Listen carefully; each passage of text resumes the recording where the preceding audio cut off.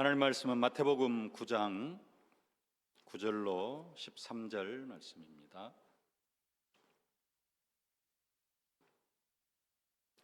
마태복음 9장 9절로 13절 말씀 함께 봉독하겠습니다. 예수께서 그곳을 떠나 지나가시다가 마태라 하는 사람이 세관에 앉아 있는 것을 보시고 이르시되 나를 따르라 하시니 일어나 따르니라. 예수께서 마태의 집에서 앉아 음식을 잡수실 때에 많은 세리와 죄인들이 와서 예수와 그의 제자들과 함께 앉았더니 바리새인들이 보고 그의 제자들에게 이르되 어찌하여 너의 선생은 세리와 죄인들과 함께 잡수시느냐. 예수께서 들으시고 이르시되 건강한 자에게는 의사가 쓸데없고 병든 자에게라야 쓸데있느니라. 너희는 가서 내가 긍휼을 원하고 제사를 원하지 아니하노라 하신 뜻이 무엇인지 배우라. 나는 의인을 부르러 온 것이 아니요 죄인을 부르러 왔노라 하시니라. 아멘. 13절 말씀 다시 한번 함께 봉독하실까요? 너희가 가서 내가 긍휼을 원하고 제사를 원하지 아니하노라 하신 뜻이 무엇인지 배우라. 나는 의인을 부르러 온 것이 아니요 죄인을 부르러 왔노라 하시니라. 예수님은 죄인을 부르러 오셨다라고 말씀합니다. 예수님이 인간의 몸을 입고 하나님이 인간의 몸을 입고 그리스도로 오신 이유, 그 이유 오늘 예수님께서 말씀하십니다. 죄인을 부르러 왔노라. 죄인을 불러가지고 뭐 하시려고 죄인을 부르실까요? 같은 말씀인데 조금 한 단어가 더 들어가 있는 성경 구절이 있습니다. 누가복음 5장 32절 말씀 함께 봉독하실까요? 내가 의인을 부르러 온 것이 아니요 죄인을 불러 회개시키러 왔노라. 죄인을 불러가지고 뭐 하시려고? 회개시키려고, 죄인인 것을 깨닫게 하시려고. 회개는 어떤 사람이 할 수 있어요? 내가 죄인입니다 고백하는 것이 회개죠. 죄인인 것을 깨닫게 해가지고 회개시키려고 왔다라고 말씀하십니다. 그 회개시켜가지고 뭐 하시려고요? 우리에게 구원을 베풀어 주시려고요. 디모데전서 1장 15절 말씀 함께 봉독하십시다. 미쁘다 모든 사람이 받을 만한 이 말이여 그리스도 예수께서 죄인을 구원하시려고 세상에 임하셨다 하였도다. 죄인을 구원하시려고 예수님은 죄인을 불러가지고 그 죄를 깨닫게 하시고 회개시켜가지고 그 사람을 구원하시려고, 새 생명 허락하시려고, 예수 생명을 허락하시려고 예수님께서 이 땅에 오셨습니다. 우리가 그 과정을 거친 사람들입니다. 예수님께서 나에게 찾아오셨고 나를 부르셔가지고 누군가를 통하여서 나에게 복음을 전해서 내가 죄인인 것을 깨닫고 내가 하나님 떠나서 저주와 재앙 가운데 사단의 종노릇하며 살았던 것을 깨닫게 하시고 그래서 나로 하여금 회개하게 하고 그 회개를 통하여서 우리에게 참 생명을 허락해 주신 줄로 믿습니다. 방금 디모데전서 1장 15절을 읽었는데요. 마지막 부분을 빼놓고 읽었는데 마지막 부분까지 함께 한번 같이 봉독하겠습니다.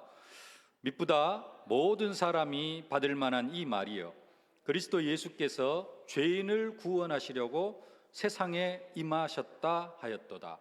죄인 중에 그 다음 것, 죄인 중에 내가 괴순이라.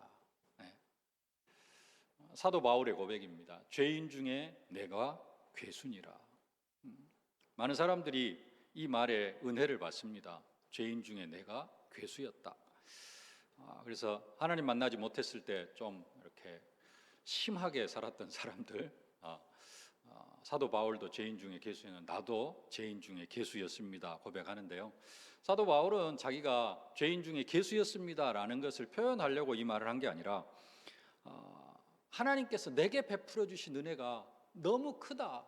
내가 진짜 죄인 중에 그런 괴수였는데 지금은 하나님의 어마어마한 은혜를 받은 사람이다 라는 것을 간증하기 위해서 지금 내가 죄인 중에 괴수였다라고, 괴순이다라고 고백하고 있는 겁니다. 디모데전서 1장 16절 말씀 함께 한번 봉독하십시다. 그러나 내가 긍휼을 입은 까닭은 예수 그리스도께서 내게 먼저 일체 오래 참으심을 보이사 후에 주를 믿어 영생 얻는 자들에게 본이 되게 하려 하심이라. 예수 그리스도께서 바울을 향하여서 어떻게 하셨다? 일체 오래 참으셨다. 오래 참으심을 보이셨다라는 겁니다. 사도 바울이 뭐 하고 있는 것을, 예수 믿는 사람 잡아 죽인 일이 앞장서는 것을 예수님께서 보시고 오래 참으셨어요.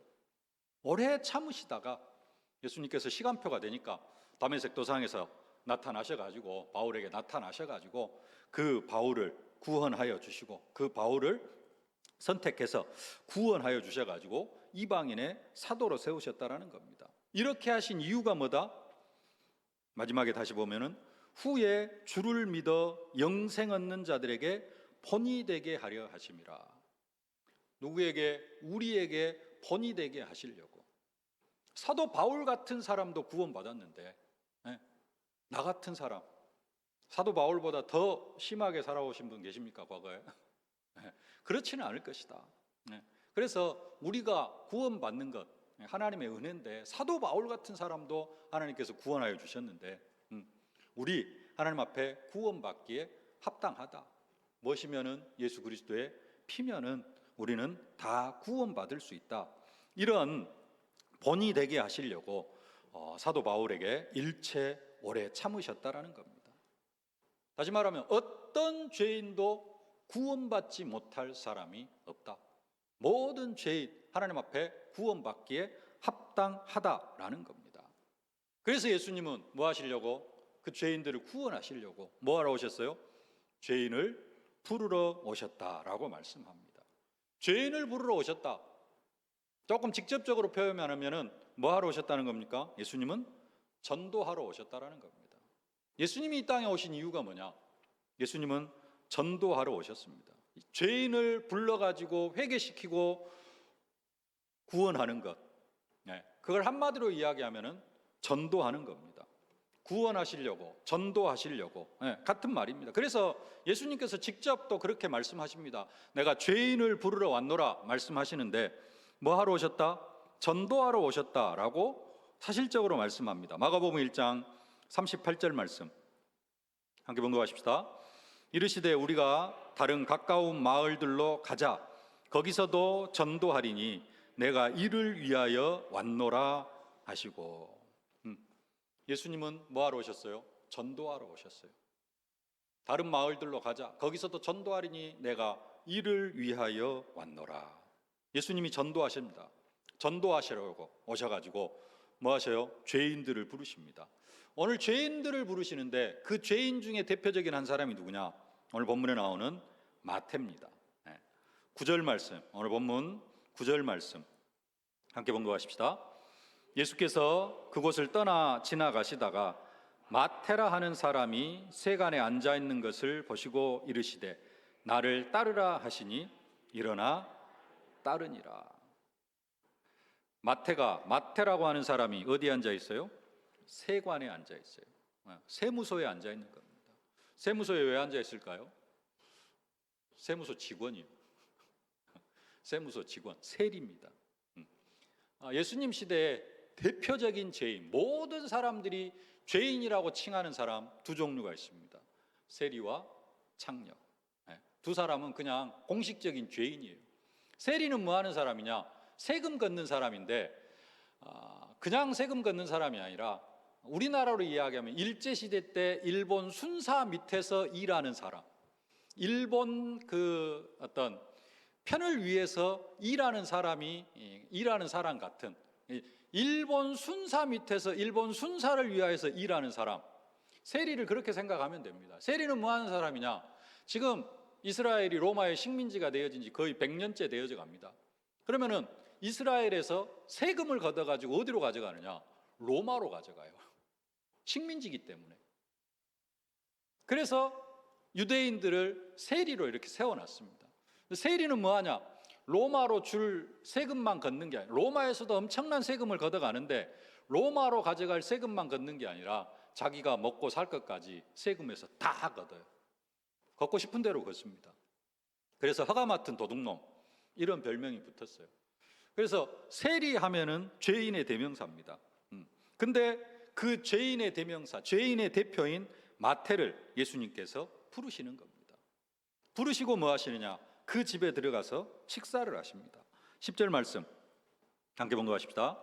예수께서 마태의 집에서 앉아 음식을 잡수실 때 많은 세리와 죄인들이 와서 예수와 그의 제자들과 함께 앉았더니, 마태가 이제 예수님 나를 따르라 하니까 마태가 예수님을 따르기로 결정을 하고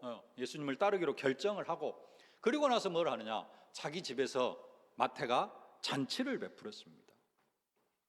같은 말씀인데 누가복음 5장 29절에는 좀 구체적으로 말씀합니다. 함께 봉독하실까요? 누가복음 5장 29절. 레위가 예수를 위하여 자기 집에서 큰 잔치를 하니 세리와 다른 사람이 많이 함께 앉아 있는지라. 이건 레이로 나오는데 레이나 마태 같은 이름입니다. 사도 바울의 이름이 부름받기 전에는 뭐였죠? 사울이 바울로 개명이 되어집니다. 그런 것처럼 게바, 베드로, 시몬, 베드로, 게바 이렇게 바뀌는 것처럼 레이, 원래 이름이 레이인데 이제 이 레이의 이름이 마태로 바뀌어지는 겁니다. 이 마태가 누구냐? 지금은 세리입니다마는 나중에 이 마태가 이 마태복음을 기록을 합니다. 죄인의 대명사 세리가 회심을 하고 예수님을 따르면서 예수님의 12제자 중에 한 사람 마태고요. 그 마태가 이 마태복음을 기록을 합니다. 근데 이제 이 마태가 예수님을 따르기로 하면서 뭐 해야 돼요? 예수님 정확히는 마태는 상황을 정확히 인지를 못했습니다만은 우리가 전체적인 것을 놓고 볼 때 마태는 앞으로 3년 동안 예수님과 함께 동고동락해야 되고 그 뒤에도 마가다락방에서 120명과 함께 기도하면서 사도의 사명을 감당해 나아가야 됩니다. 그렇게 되어지면 어떻게 되어져요? 이제 집을 떠나야 돼요. 예수님하고 함께 살아야 됩니다. 그래서 자기와 함께 일했던 세리들, 함께 일했던 그 세관의 직원들하고 또 그런 부류에 있는 사람들을 불러가지고 송별 잔치를 하는 겁니다. 그러다 보니까 누구가 많이 모였어요? 세리들이 다 모였어요. 죄인이라고 하는 유대인들이 가장 싫어하는 죄인들이 한꺼번에 다 모인 겁니다. 거기에 예수님 앉아있지. 거기에 누구까지 있어요? 예수님의 다른 제자들도 함께 앉아있어요. 그러니까 그 모습을 보고 뭐라고 이야기합니까? 11절 말씀 함께 봉독하십시다.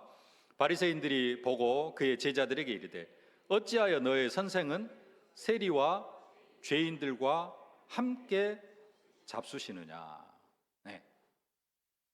예수님은 지금 바리새인들이 완전히 죄인 취급하고 있는 세리와 죄인들과 함께 식사를 하고 있는 것입니다. 그러면서 뭐 하고 있어요? 마태를, 죄인의 대명사인 세리 마태를 제자로 부르고 있는 것이죠. 어떻게 보면은 다메섹 도상에서 사도 바울을 부르는 그러한 모습과 또 조금 비슷한 상황. 다메섹 도상에서는 예수님이 이제 십자가에 죽으시고 부활하시고 승천하신 이후에 부르셨습니다만은 이때는 인간의 몸을 입고 계시기 때문에 마태에게 직접 찾아오셔가지고 마태를 부르시고 계시는 것입니다. 예수님은 뭐 때문에 이 땅에 오셨어요? 죄인을 부르시려고. 예수님은 무엇 때문에 이 땅에 오셨습니까? 죄인을 불러서 회개시켜가지고 구원 주시려고, 전도하시려고 예수님은 이 땅에 오셨습니다. 또 이제 방금 마태도 부르고 또 다른 11명의 제자도 예수님께서 부르십니다. 그들은 왜 부르느냐? 그들도 전도 대상자였지만은 그들을 통해서 또 뭐하게 하시려고? 또 전도하게 하시려고 다른 12제자를 부르십니다. 다른 11제자를 부르십니다. 마가복음 1장 13절로 15절 함께 봉독하십시다. 또 산에 오르사 자기가 원하는 자들을 부르시니 나아온지라. 이에 12를 세우셨으니 이는 자기와 함께 있게 하시고 또 보내사 전도도 하며 귀신을 내쫓는 권능도 가지게 하려 하심이로라. 전도하러 오신 예수님께서 12제자를 부르신 이유가 뭐예요? 그 12제자로 하여금 전도하게 하시려고 12제자를 부르십니다. 그리고 3년 동안 뭐 하시느냐? 이 12명의 제자와 함께 전도하셔요. 3년 동안 전도하셨습니다. 그리고 나서 예수님 십자가에 죽으시고 부활하셔가지고 그 12제자를 세상으로 보냅니다. 요한복음 20장 21절 말씀 함께 봉독하십시다. 아버지께서 나를 보내신 것 같이 나도 너희를 보내노라. 뭘로 보내실까요?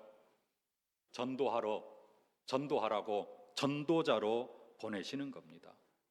전도 때문에 오신 주님께서 전도 때문에 부른 제자들을 뭘로 보내요? 전도자로 세상에 보내시는 겁니다. 전도자로 세상에 보내시면서 주시는 말씀이 있습니다. 요한복음 20장 23절 말씀 함께 봉독하십시다. 너희가 누구의 죄든지 사하면 사하여질 것이요 누구의 죄든지 그대로 두면 그대로 있으리라 하시니라. 뭘 주셔요? 제사하는 권세. 우리가 어떻게 사람의 죄를 사해 줄 수 있습니까? 복음 전해요. 복음 전하는 겁니다. 복음 전하고, 그래서 마지막에 어떻게 합니까? 영접시키는 거예요. 영접 초청하는 거. 그게 죄를 사하여 주는 겁니다. 내가 사하여 주는 게 아니고 어떻게 하게 해요? 죄인임을 고백하게 합니다. 나는 지금까지 하나님 떠나 살았습니다. 죄 가운데 살았습니다. 사단의 종노릇하며 살았습니다. 이거 고백하게 하는 것. 할 줄 모르니까 내가 대신 해주고 믿음으로 따라하게 하고 하나님 떠나 살았습니다. 죄 가운데 살았습니다. 사단의 종노릇하며 살았습니다. 내가 고백하게 하고 함께 따라하고 그때 그래서 이제 나는 하나님 만나서 하나님 자녀로 의롭다 함을 받고 사단을 깨트리고 승리하며 살기를 원합니다. 이 고백하는 게 뭐 하는 거예요? 죄를 회개하는 것이고 내가 사해 주는 것은 아니지만은 죄를 내가 사하는 그러한 의미로 예수님께서 지금 이런 말씀을 하시는 겁니다.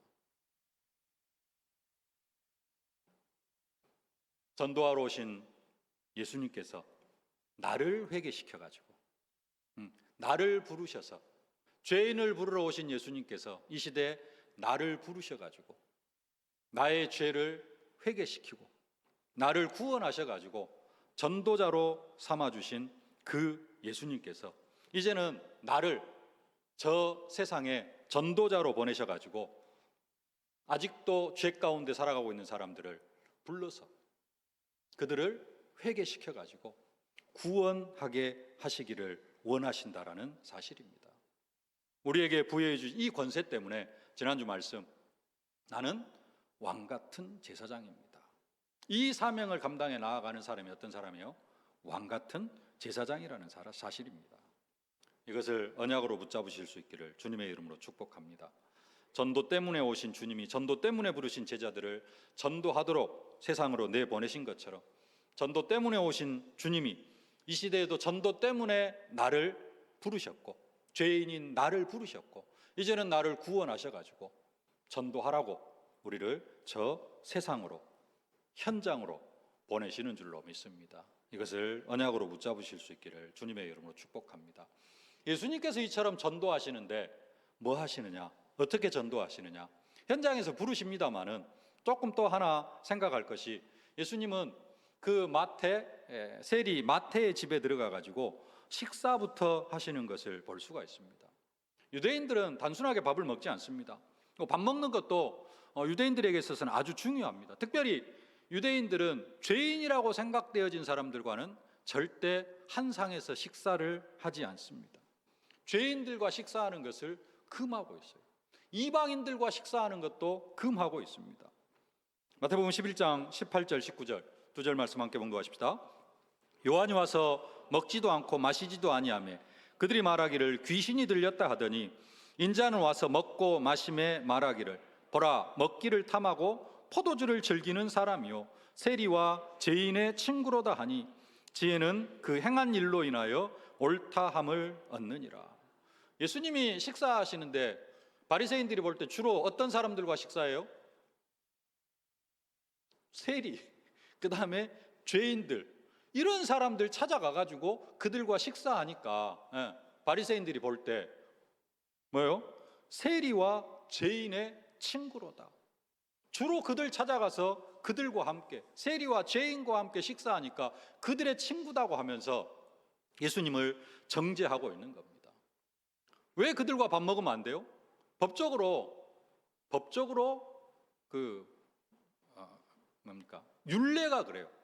밥 먹는 것을 금하고 있습니다. 이방인들과도 식사하지 않아요. 우리가 잘 알고 있는 대로 베드로가 고넬료 집에 가가지고 복음을 전하잖아요. 그래서 그 집 식구, 고넬료의 모든 식구와 친척, 친구들까지 와가지고 다 세례를 받습니다.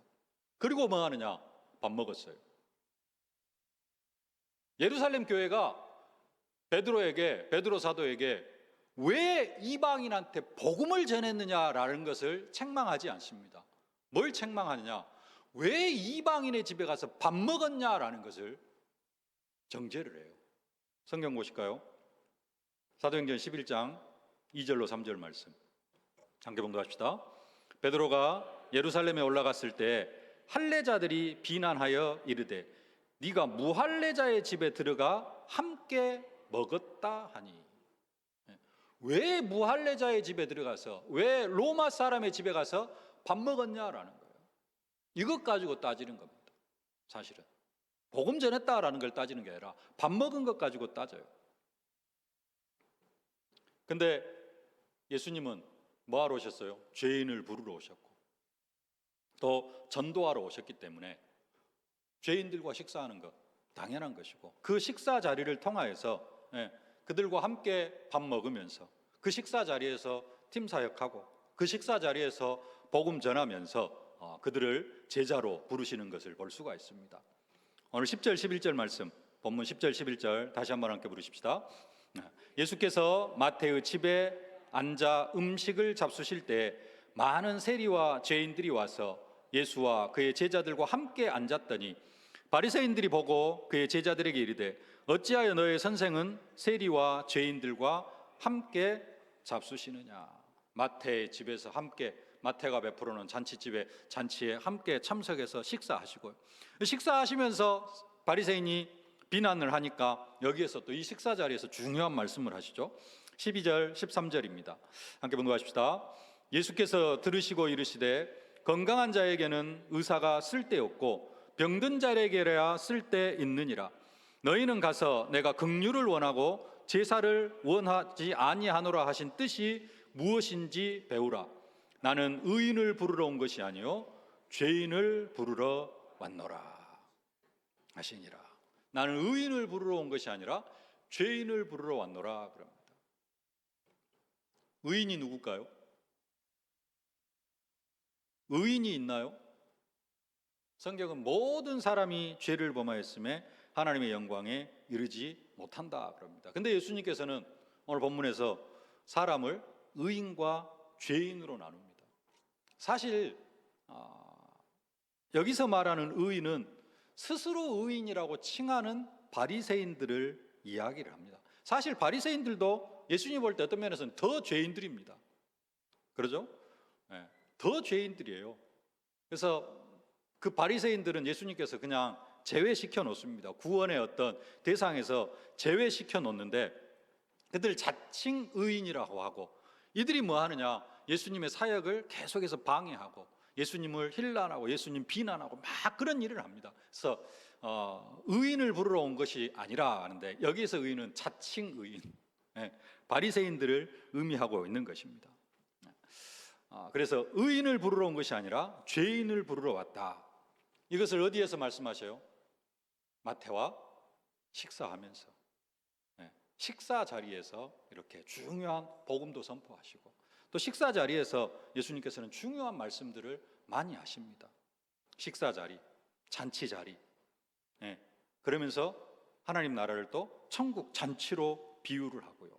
오늘 마태를 부르시면서 잔치 석상에서 세리와 죄인들과 함께 식사하면서 말씀하신 말씀, 의인을 부르러 온 것이 아니라 나는 죄인을 부르러 왔노라. 삭개오를 보시고도 예수님께서 지나가시니까 삭개오 키가 작아가지고 뽕나무 위에 올라가 있잖아요.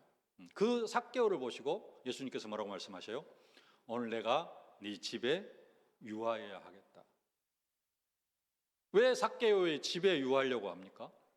들어가서 삭개오의 집에 가서 함께 식사하고 복음 전하고 함께 자고 이런 부분을 통해서 삭개오의 집에 들어가시는 겁니다. 함께 식사하면서요. 예수님이 이렇게 막 말씀을 증거하시니까 많은 사람들이 예수님을 따릅니다. 어디까지 올라가네요? 산에까지 올라가는, 산에도 많은 사람이 예수님을 따르러 올라갔어요. 근데 거기에 밥 먹을 데가 없어. 밥 먹을 곳이 없어. 몇 명이나 모였어요? 5,000명이나 모였어. 남자만 5,000명 모였어요. 그때 한 아이의 점심 도시락, 보리떡 5개와 물고기 2마리로 5,000명을 먹이십니다. 그리고 나서 하신 말씀이 내가 곧 생명의 떡이니라. 내가 곧 생명의 떡이다. 내가 주는 떡을 먹는 자는 영원히 배고프지 아니할 것이다. 엄청난 중요한 말씀을 하십니다. 예수님께서 처음 기적을 베푸신 현장도 어디에서 베푸셨어요? 혼인잔치집에서, 가나의 혼인잔치집에서 포도주가 떨어진 그 혼인잔치집에 물로 포도주를 만드시면서 그 혼인잔치집에서 자신이 그리스도인 것을 제자들에게 나타내 보이십니다. 가장 중요한 현장, 최후의 만찬석상. 예수님이 이제 내일 십자가에 못 박혀 죽으십니다. 오늘 밤에 최후의 만찬 마치시고 그 다음에 세족식 하고 나면은 또 겟세마네 동산에 기도하고 나면은 예수님 이제 로마 군사들한테 끌려가요. 그리고 내일 십자가에 못 박혀 죽으십니다. 제자들과 마지막 최후의 만찬을 나누시면서 식사 자리에서 말씀하시죠. 이 빵은 내 살이다. 십자가에서 찢기는 내 살이다. 이 포도주는 십자가에서 흘리는 내 피다. 너희가 먹을 때마다 마실 때마다 나를 기념하라라고 말씀하시고 계십니다. 예수님은 어디에서요? 식사 자리에서 식사하시면서 뭐 하셔요? 전도하시는 겁니다. 식사 자리에서 전도하셔요. 식사 자리에서 예수님이 전도하러 죄인을 부르러 오셨는데, 전도하러 오셨는데 현장에서 부르셔가지고 어디로 들어가셔요? 식사 자리로, 잔치 자리로 가셔가지고 그곳에서 복음을 전하시는 것을 볼 수가 있습니다. 말씀을 정리하겠습니다. 예수님은 죄인을 부르러 오셨는데 죄인을 부르기 위하여 죄인의 집에 들어가서 함께 식사하십니다. 그리고 그에게 복음을 전해서 그를 제자로 세웁니다. 오늘 마태가 그런 사람입니다. 그리고 아버지께서 예수님을 세상에 보내신 것처럼 우리를 세상으로 보내신다라고 말씀하십니다. 왜 우리를 세상으로 보내셔요? 예수님이 하신 그 일을 우리로 하게 하기 위하여서 우리를 세상으로 보내십니다. 예수님이 죄인을 부르러 오셨어요. 예수님은 한 영혼을 구원하러 오셨어요. 그리고 나를 구원해 주셨습니다. 그리고 또 다시 나를 세상으로 보냅니다. 뭐 하라고? 내 주위에 있는 사람들 구원하라고 보내셔요. 이거 하라고 우리에게 누구를 보내주셨어요?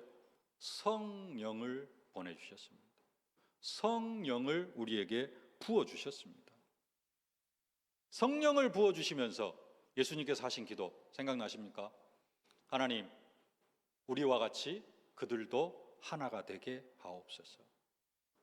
아버지와 예수님이 하나인 것처럼 예수님과 우리들이 하나가 되게 해달라고 예수님께서 마지막 그 겟세마네 동산에서 하나님 앞에 간절히 기도합니다.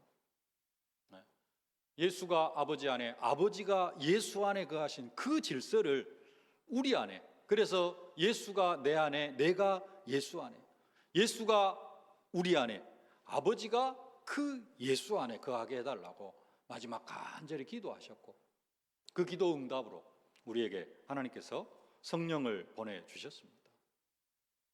우리가 지금 그 은혜를 누리고 있습니다. 왜 우리에게 성령을 보내주셨어요? 그 성령 받아가지고 예수님이 하신 일도 하고 예수님이 하신 일보다 더 큰 일도 하라고 우리에게 그 성령을 부어주셨습니다. 그래서 우리는 진짜 몇 가지 좀 질문을 해야 됩니다. 아까 예수님께서 아버지께서 나를 보내신 것 같이 나도 너희를 보내노라 그랬습니다. 아버지께서, 하나님 아버지께서 예수님을 세상에 보내신 것처럼 예수님께서도 나를, 이병근이를 보내셨어요.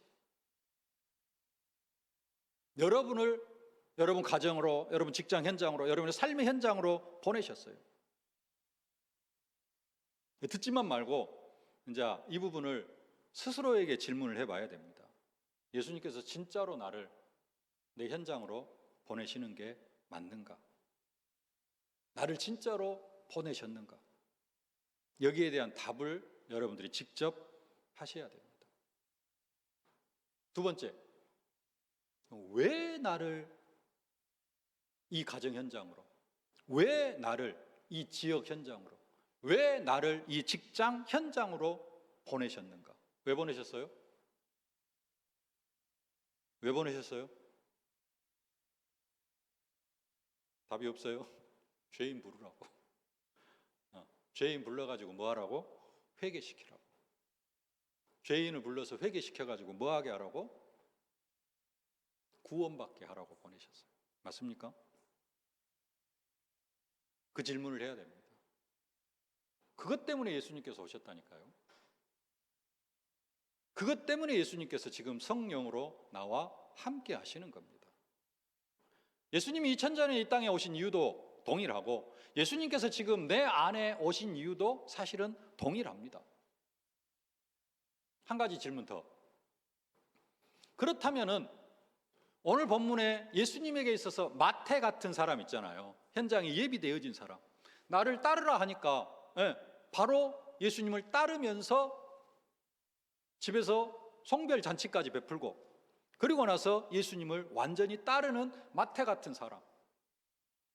하나님, 나를 내 현장에 죄인을 부르러 나를 보내셨는데 하나님, 그러면 내 현장에 마태 같은 사람은 누굽니까?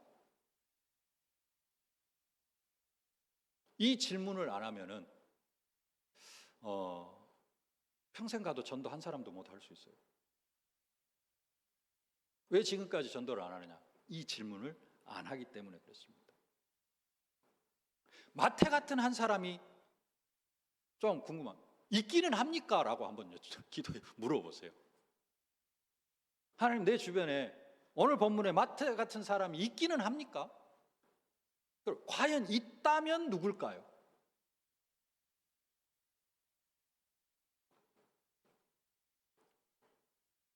우리는 좀 생각할 때 뭔가 좀 다른 생각을 할 수 있습니다. 근데 예수님이 볼 때는 마태 아시고 이제 부르셨겠죠. 이 마태의 모든 걸 다 아시고. 근데 바리새인들이 볼 때, 또 세상 사람들이 볼 때 마태는 어떤 사람이에요? 죄인의 대명사예요. 세리, 세금 엄청 뜯어가는, 내 돈 완전히 그 막 2배, 3배 뜯어가는 아주 악질적이고 나쁜 사람이거든요. 내가 볼 때 하나님, 내 현장에 마태 같은 사람이 누굽니까 하는데 우리는 잘못하면은 좀 마음씨 착하고 내가 복음 전했을 때 좀 편안하게 복음 받을 수 있고 이런 사람을 생각할 수 있습니다. 근데 마태 같은 사람일 수도 있어요. 완전히 진짜 내가 상종을 할 수 없을 것 같은 그런 사람일 수도 있습니다. 네. 그거 참고하시고 세 가지 질문을 하셔야 됩니다. 나를 진짜 현장으로 보내신 게 맞습니까? 왜 보내셨어요? 죄인을 부르라고? 그 사람이 있기는 합니까? 누굽니까? 우리는 이 질문을 하면서 그 사람을 현장에서 찾아야 될 줄로 믿습니다. 뭐 하면서요? 찾기 힘들어요. 그러니까 누가 밥 사주기를 기대하지 말고 밥도 한번 같이 먹으면서, 오늘 예수님이 이제 마태가 잔치를 베풀었습니다마는, 우리는 그런 한 사람 찾기 위해서 기도만 하는 게 아니라 직접 식사에도 한번 초대하고 같이 밥도 먹고, 밥 먹는 게 좀 힘들면 차라도 한 잔 같이 마시면서 여러분들이 기도하고 말씀 붙잡고 따라가다 보면은 하나님께서 그런 만남들을 허락하여 주실 줄로 믿습니다. 하나님이 예비한 한 사람 찾는 여러분들 되어지실 수 있기를 주님의 이름으로 축복합니다. 성경 한 구절만 보고 마치겠습니다. 디모데전서 1장 19절입니다. 함께 봉독하십시다. 믿음과 착한 양심을 가지라. 어떤 이들은 이 양심을 버렸고 그 믿음에 관하여는 파선하였느니라.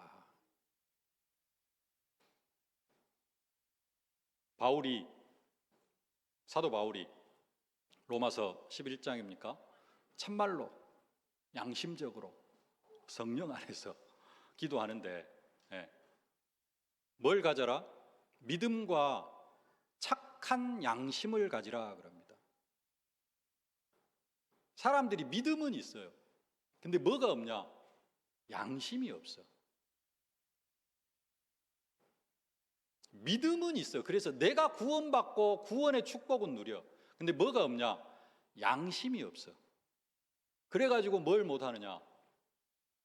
하나님 나라의 축복, 보좌의 축복, 전도자의 축복을 누리지를 못해요. 왜? 나만 구원받고 나만 복음 누리고 나만 교회에 오는 것으로 끝내버려요. 뭐가 없어요? 양심이 없어. 예수님은 나를 뭐 때문에 보내셨는데? 죄인들을 불러오라고 나를 보내셨는데 나 혼자만 열심히 신앙생활해. 뭐가 없어요? 양심이 없는 거예요. 그래서 사도 바울이 디모데한테 하는 이야기입니다. 믿음과 착한 양심을 가져라. 믿음으로 구원은 받습니다. 근데 뭐가 없어서? 착한 양심이 없어가지고 신앙생활이 더 이상 그리스도의 장성한 분량이 충만한 데까지 자라나지를 않아요. 믿음과 착한 양심으로 정말로 오직 예수라는 그 믿음에 뭐가 따라줄 때? 착한 양심이 따라줄 때 구원으로 끝나는 것이 아니라 진짜 하나님 나라의 축복 누리면서 전도가 되어지고 제자가 세워지는 그런 응답과 축복도 함께 누리게 되어질 줄로 믿습니다. 이 은혜를 온전히 누리는 여러분들 되어지실 수 있기를 주님의 이름으로 축복합니다. 살아계신 아버지 하나님, 은혜와 사랑을 진심으로 감사를 드립니다. 죄인을 부르러 오신 예수님께서 죄인인 나를 불러주심을 진심으로 감사를 드립니다. 나를 불러서, 죄인인 나를 불러서 회개시키고 구원받게 하시고 이제는 나를 저 세상으로 또 죄인을 부르라고 세상으로 보내주심을 진심으로 감사를 드립니다. 이제는 나도 예수님 하신 그 사명을 감당해 나아가면서 죄인을 불러 회개시키고 구원하는 이 일에 온전히 쓰임받게 하여 주시옵소서. 믿음만 가지고 살아가는 것이 아니라 믿음과 선한 양심을 가지고 예수님께서 내게 맡겨주신 귀한 사명을 감당해 나아가면서 사실적으로 보좌의 축복, 시공간을 초월하는 응답, 237의 빛을 비추는 응답을 누리는 우리 세계로교의 모든 증인들 다 되게 하여 주옵소서. 예수님의 이름으로 기도하옵나이다.